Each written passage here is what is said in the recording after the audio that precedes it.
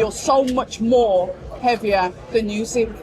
A fate and a mistake that Anthony Joshua made. Why are you going to be better as the bigger man?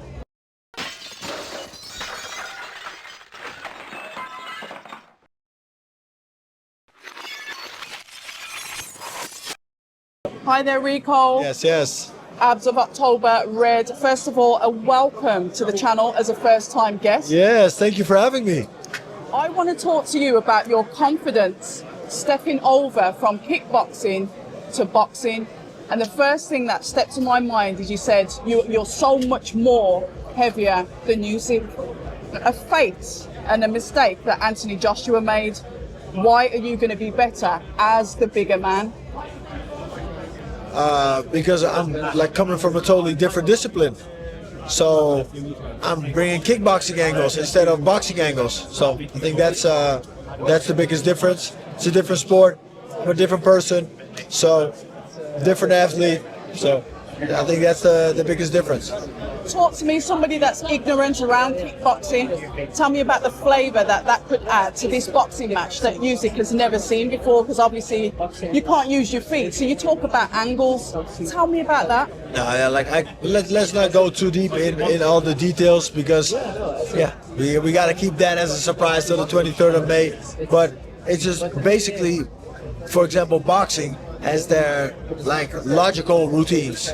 Double jab, right, double jab, left hook, left hook, right. And in kickboxing, we mix it all up. So it's like, what combination was that? That's strange. So that's those are the type of angles I'm talking about.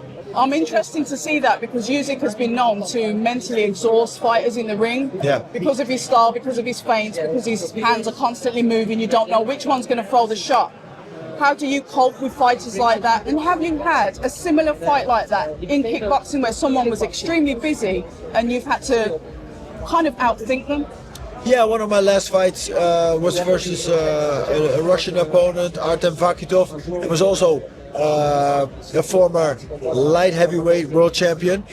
And he was also really light, fast feet, agile, and I had to work with that. And we fixed it. So you have had one professional boxing fight. Talk to me about how that was for you, finally making that crossover from boxing. Yeah, it's like I said, it's fun. It was fun. It was fun back then, and it's going to be fun now. So I'm just enjoying the ride. Being trained by Peter Fury, a trainer that's known to be a good trainer for boxers.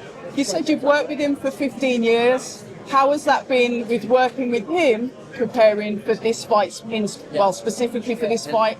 Yeah, I think it just gives you the extra confidence. Somebody that's so used to the biggest stages and has so much knowledge of the sport.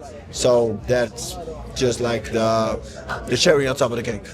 And Rico, then, you think when you have this fight, whatever the outcome is, do you think that you'll stay in boxing, or do you think you'll revert back to kickboxing? No, I don't think I will revert back to kickboxing, but I'm like open for challenges. So let's just see what's gonna cross my path. For now, it's the 23rd of May we're focusing on. Listen, thank you so much for your time. All the best, and hopefully I'll speak to you again soon. Thank you for having me, and on to the next. Thank you. Let's go. I know you've got a queue, so...